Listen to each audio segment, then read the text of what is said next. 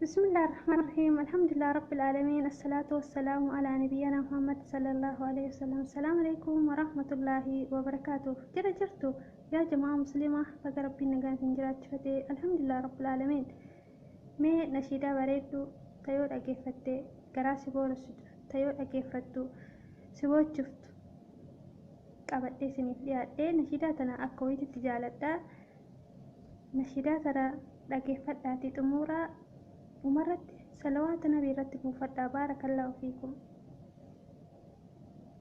يا أبولتي هكتي ولا غرسنو، يا أبولتي هكتي ولا غرسنو، آخران أفتي حرام الرها أبسنو، هقمتو دمي ور دنيا رجرو، يا إلمنا مالك دين كناف يده، يا إلمنا مالك دين كناف يده، ولندي ديني لك دين كنا والتهي، سينا صحابة ودفت يون دقهين، أصحاب الرسول غاف تكو دولاف ديماني، جارما كيسا غري وورانا ماني، بشان فدا جدن ديبتوه نقبه، جارما كيسا نم تكو بشان فداني، دبرسا جدن كرا سباتا واني، أويوك أبا إسان نردي بوتاني، كون اللي كاني أصو دبرسا جدني، بشان سنمو أصو نقنه دوماني.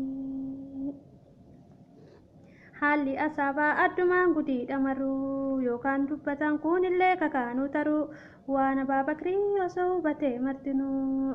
Haalli asaabaa addumaan gudiidha maruu yookaan dubbatan kunillee kakaanuu taruu waan Abaa Bakrii osoo hubatee martinuu. Maanguddoo keessaa kadura diinii fudhate waa hila rasuulaan gafaa asaaba maraa waa biraan hafnee waliin seene gaara hiraa. Sobaami dubbiin kitaaba rabbiirra jira. Ijjisaan raftuu rasuulati isaa yoo maraa. Hirribni qabnaan nabiin gaafa gaara hiraa. Hirribni qabnaan nabiin gaafa gaara hiraa. Lafan ciisinii ciisi jilba koo kanarraa. Boraatii godheef jilbisaa nabii rabbiiti. Jilbisaa jalaan boofni ol bahee isatti. Hinkaasu jedheen haadhumuu jismiin koo marruu. Hinkaasu jedheen haadhumuu jismiin koo marruu. Bofni ciniinnaan laallatee jismiin isaati. Bofni ciniinnaan laallatee jismiin isaati.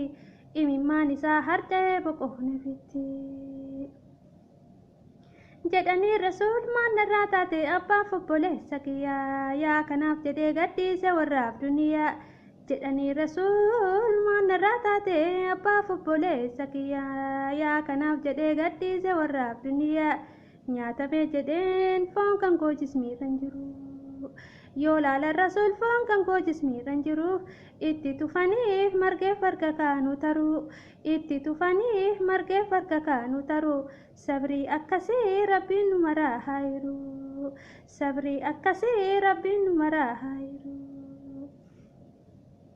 Yaa rabbii kiyyaa nu qajeelchime haqatti akka sahabaa rasuula rabbii sanitti gannu dhaabimee gadi dhaabachuun nu dhibe zaalim mallaaltee nu miidhini laahii kiyya gadi qabatee moominni hedduun sittiyya osoo diiniif yaadu hedduu fayyaayyuu dhabe osoo diiniif yaadu hedduu fayyaayyuu dhabe.